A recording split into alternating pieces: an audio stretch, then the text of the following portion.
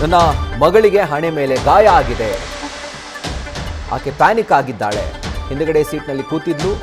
ಕಿಟಕಿ ಮೂಲಕ ಆಕೆ ಆಚೆ ಬಂದಿದ್ದಾಳೆ. ಸ್ಥಳೀಯ ಆಸ್ಪತ್ರೆಯಲ್ಲಿ ಆಕೆಗೆ ಫಸ್ಟ್ ಏಡ್ ಟ್ರೀಟ್ಮೆಂಟ್ ಆಗಿದೆ. ಈಗ ಬನ್ನೇರುಘಟ್ಟ ಆಸ್ಪತ್ರೆಯಲ್ಲಿ ಆಕೆ ಚಿಕಿತ್ಸೆ ಪಡಿತಿದ್ದಾಳೆ ಅಂತ ಹೇಳಿ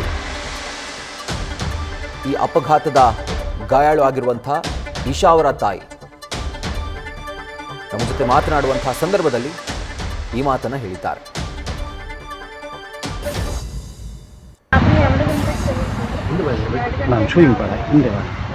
ನಾಲ್ಕು ಗಂಟೆ ಅಷ್ಟರಲ್ಲಿ ಅಲ್ಲಿ ರೀಚ್ ಆಗಿ ಅಷ್ಟರಲ್ಲೇ ನಿಯರೆಸ್ಟ್ ನಮ್ಮ ಫ್ರೆಂಡ್ಸ್ ಅವರಿಗೆ ಹೇಳ್ಬಿಟ್ಟು ಅವ್ರನ್ನ ಅಲ್ಲಿಂದ ಫಸ್ಟ್ ಏಡ್ ಮಾಡಿಸಿ ಕರ್ಕೊಂಡ್ಬರೋಕ್ಕೆ ಹೇಳಿದ್ವಿ.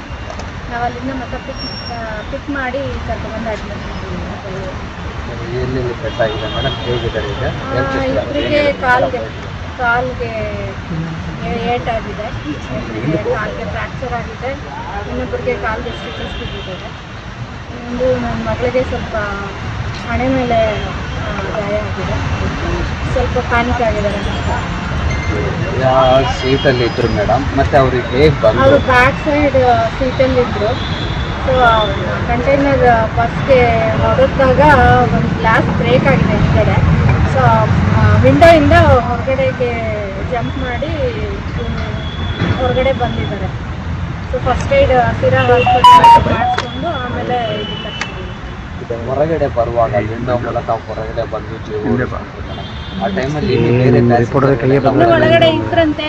ಇವರು ಹೆದರ್ಕೊಂಡು ಇವರು ಹೊರಗಡೆ ಬರೋದ್ರಲ್ಲಿ ಬೇರೆಯವ್ರ ಮೇಲೆಲ್ಲ ಅವರು ಅಬ್ಸರ್ವ್ ಮಾಡಕ್ಕೆ ಹೋಗಿಲ್ಲ. ಸೊ ಹಾಗಾಗಿ ಇನ್ನೂ ಇಬ್ಬರು ಇವ್ರ ಜೊತೆ ಇನ್ನೂ ಒಟ್ಟು 5 ಜನ ವಿಂಡೋಯಿಂದನೇ ಹೊರಗಡೆ ಬಂದಿದ್ದಾರಂತೆ. ರಿಮೈನಿಂಗ್ ಇನ್ನೂ ಇದ್ರು ಒಳಗಡೆ.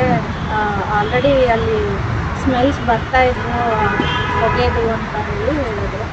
ಇನ್ನೂ ಟ್ರೀಟ್ಮೆಂಟಲ್ಲಿ ಇದ್ದಾರೆ. ಹೇಳಬೇಕು ಡಾಕ್ಟ್ರ್ ಜೊತೆ ಮಾತಾಡ್ಕೊಂಡು ಏನು ಹೇಳಿದ್ರು? ಇನ್ನು ಡಾಕ್ಟ್ರು ಎಲ್ಲ ಟೆಸ್ಟ್ಗಳು ನಡೀತಾ ಇದ್ದಾರೆ ಸರ್. ಇನ್ನು ಡಾಕ್ಟ್ರ್ ಏನೂ ಹೇಳಿಲ್ಲ, ಹೇಳ್ತಾರೆ. ಹೇಳಿದ್ಮೇಲೆ ನಾನು ಈಗಷ್ಟೇ ಈ ಒಂದು ದುರಂತದ ಗಾಯಾಳು ಇಶಾ ಅವರ ತಾಯಿ ಮಾತನಾಡ್ತಿರೋದನ್ನು ಗಮನಿಸಿದ್ರಿ. ಅವ್ರು ಹೇಳ್ತಾ ಇದ್ರು, ನನ್ನ ಮಗಳು ಹಿಂಬದಿ ಸೀಟಲ್ಲಿ ಕೂತ್ಕೊಂಡಿದ್ರು. ಘಟನಾ ಸ್ಥಳದಲ್ಲಿ ಬೆಂಕಿ ಹೊತ್ಕೊಂಡಂತಹ ಸಂದರ್ಭದಲ್ಲಿ ಕಿಟಕಿ ಮೂಲಕ ಆಕೆ ಆಚೆಗೆ ಹಾರಿ ಪ್ರಾಣವನ್ನು ಉಳಿಸ್ಕೊಂಡಿದ್ದಾಳೆ. ಈಗ ಸದ್ಯಕ್ಕೆ ಆಕೆಯ ಹೆಲ್ತ್ ಅಪ್ಡೇಟನ್ನು ಕೂಡ ಅವರ ತಾಯಿ ಕೊಡ್ತಾ ಇದ್ರು. ತಲೆಗೆ ಏಟಾಗಿದೆ, ಒಂದು ಸಣ್ಣ ಗಾಯ ಆಗಿದೆ, ಬಟ್ ಪ್ಯಾನಿಕ್ ಆಗಿದ್ದಾಳೆ. ಆ್ಯಂಡ್ ಈಗ ಸದ್ಯಕ್ಕೆ ಬನ್ನೇರುಘಟ್ಟದ ಆಸ್ಪತ್ರೆಯಲ್ಲಿ ಆಕೆ ಚಿಕಿತ್ಸೆ ಪಡಿತಿದ್ದಾಳೆ ಅಂತ ಹೇಳ್ತಿದ್ದಾಳೆ.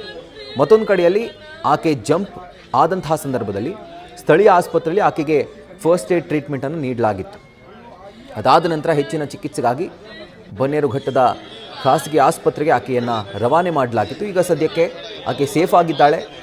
ಒಂದು ಹಣೆ ಮೇಲೆ ಚಿಕ್ಕ ಗಾಯ ಆಗಿದೆ, ಬಟ್ ಆಕೆ ಇನ್ನೂ ಕೂಡ ಆ ಪ್ಯಾನಿಕ್ ಮೋಡ್ನಲ್ಲೇ ಇದ್ದಾಳೆ ಅನ್ನುವಂಥ ಮಾಹಿತಿಯನ್ನು ಸ್ವತಃ ಇಶಾ ಅವರ ತಾಯಿನೇ ಈಗ ನ್ಯೂಸ್ ಫಸ್ಟ್ಗೆ ಕೊಟ್ಟಿದ್ದಾರೆ.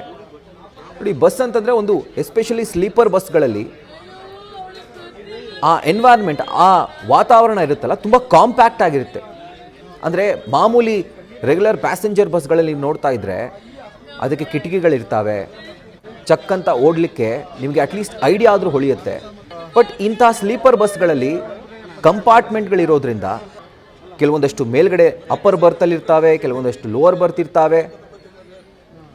ಲೋವರ್ ಬರ್ತಲ್ಲಿರೋರು ನುಗ್ಗಿ ಹೊರಗಡೆ ಹೋಗ್ಲಿಕ್ಕೂ ಕೂಡ ಸ್ವಲ್ಪ ತಡ್ಕಾಡ್ಬೇಕು, ಯಾಕಂದರೆ ಎಮರ್ಜೆನ್ಸಿ ಎಕ್ಸಿಟ್ ಎಲ್ಲಿದೆ ಅಂತ ತತ್ಕ್ಷಣಕ್ಕೆ ಗೊತ್ತಾಗೋದಿಲ್ಲ. ಎಸ್ಪೆಷಲಿ ಇಂಥ ಸಂದರ್ಭದಲ್ಲಿ ಆ ಕಿಟಕಿಗಳನ್ನ ಒಡೆದು ನೀವು ಹೊರಗಡೆ ಎಗರಬೇಕು ಅಂತಂದ್ರೂ ಕೂಡ ತತ್ಕ್ಷಣಕ್ಕೆ ಆ ಜಾಗ ಎಲ್ಲಿದೆ ಅಂತ ಗೊತ್ತಾಗೋದಿಲ್ಲ. ಸ್ವಲ್ಪ ಅಡ್ವಾನ್ಸ್ಡ್ ಸ್ಲೀಪರ್ ಬಸ್ಗಳು ಅಂತಂದರೆ ಅಲ್ಲಿ ಕೆಲವೊಂದಷ್ಟು ರೇಡಿಯಂ ಸ್ಟಿಕ್ಕರ್ಗಳನ್ನೋ ಅಥವಾ ಆ ಗ್ಲೋಯಿಂಗ್ ಲೈಟ್ಗಳನ್ನ ಹಾಕಿ ಎಮರ್ಜೆನ್ಸಿ ಎಕ್ಸಿಟ್ ಇಲ್ಲಿದೆ ಅಂತ ಅದನ್ನು ಸೂಚಿಸುವಂಥ ಕೆಲವೊಂದಷ್ಟು ಲೈಟ್ಗಳಿರ್ತಾವೆ. ಬಟ್ ಅಪ್ಗ್ರೇಡೆಡ್ ಆಗದಿರುವಂಥ ಒಂದು ರೆಗ್ಯುಲರ್ ನಾರ್ಮಲ್ ಸ್ಲೀಪರ್ ಬಸ್ಗಳಲ್ಲಿ ಅಂತಹ ಫೆಸಿಲಿಟಿಗಳು ಸ್ವಲ್ಪ ಕಡಿಮೆ ಅಂತ ಹೇಳ್ಬೋದು. ಗೊತ್ತಿಲ್ಲ ಈ ಒಂದು ಖಾಸಗಿ ಬಸ್ನಲ್ಲಿ ಯಾವ ರೀತಿಯಾದಂಥ ಒಂದು ಫೆಸಿಲಿಟಿ ಇತ್ತು ಅಂತ. ಬಟ್ ತತ್ಕ್ಷಣಕ್ಕೆ ಮನುಷ್ಯನ ಆ ಸ್ಟಿಮ್ಯುಲೈ ತತ್ಕ್ಷಣಕ್ಕೆ ಅದು ವರ್ಕ್ ಆಗಲ್ಲ. ಏನು ಮಾಡಬೇಕು, ಗಾಬರಿ ಆದಂಥ ಸಂದರ್ಭದಲ್ಲಿ ಹಿಂಗೆ ಮಾಡ್ಬೋದಾಗಿತ್ತು, ಹಂಗೆ ಮಾಡ್ಬೋದಾಗಿತ್ತು ಅಂತ ಆ ಸಿಚುವೇಶನ್ ಆದ ನಂತರ ಅನಲೈಸ್ ಮಾಡ್ಬೋದು. ಬಟ್ ಆ ಒಂದು ಸಿಚುವೇಷನಲ್ಲಿ ಏನು ಮಾಡಬೇಕು, ಲಗೇಜ್ ಎತ್ಕೊಳ್ಬೇಕಾ, ನನ್ನ ಜೊತೆಯಲ್ಲಿದ್ದವ್ರನ್ನ ಕರ್ಕೊಳ್ಬೇಕಾ, ನಾನು ವಾಪಸ್ ಎಗರಬೇಕಾ ಬಸ್ನಿಂದ, ಹೆಂಗೆ ಎಸ್ಕೇಪ್ ಆಗಬೇಕು. ಸೊ ಎಲ್ಲ ಥಾಟ್ಸ್ಗಳು ಏಕಕಾಲಕ್ಕೆ ತಲೆಯಲ್ಲಿ ಓಡ್ತಾ ಇರುತ್ತೆ. ಸೊ ಆಗ ರಿಯಾಕ್ಷನ್ ತುಂಬ ಆ ಟೈಮು ಕೂಡ ತುಂಬ ಕಮ್ಮಿ ಇರುತ್ತೆ ಆ್ಯಂಡ್ ತತ್ಕ್ಷಣಕ್ಕೂ ಅದು ಆ ರಿಯಾಕ್ಷನ್ ನಿಮ್ಮ ತಲೆಗೆ ಅಥವಾ ಆ ಒಂದು ಐಡಿಯಾ ನಿಮ್ಮ ತಲೆಗೆ ಹೊಳೆಯೋದಿಲ್ಲ. ಬಹುತೇಕ ಪ್ರಕರಣಗಳಲ್ಲಿ ಇಂಥ ಬಸ್ ದುರಂತ ಅಥವಾ ಅಪಘಾತದ ಪ್ರಕರಣಗಳಲ್ಲಿ ಇದನ್ನು ನಾವು ನೋಡಿದ್ದೀವಿ. ಆಂಧ್ರದ ಕರ್ನೂಲ್ ಆದಂಥ ಬಸ್ ದುರಂತ ಕೂಡ ಇದೇ ಥರದ ಒಂದು ಇನ್ಸಿಡೆಂಟ್. ಸೊ ಆ ಒಂದು ಘಟನೆ ಮಾಸೋ ಮುನ್ನಾನೇ ಈಗ ನಮ್ಮ ರಾಜ್ಯದಲ್ಲಿ ಇಂಥ ಒಂದು ದುರಂತಕ್ಕೆ ನಾವು ಸಾಕ್ಷಿಯಾಗಿರುವಂಥದ್ದು.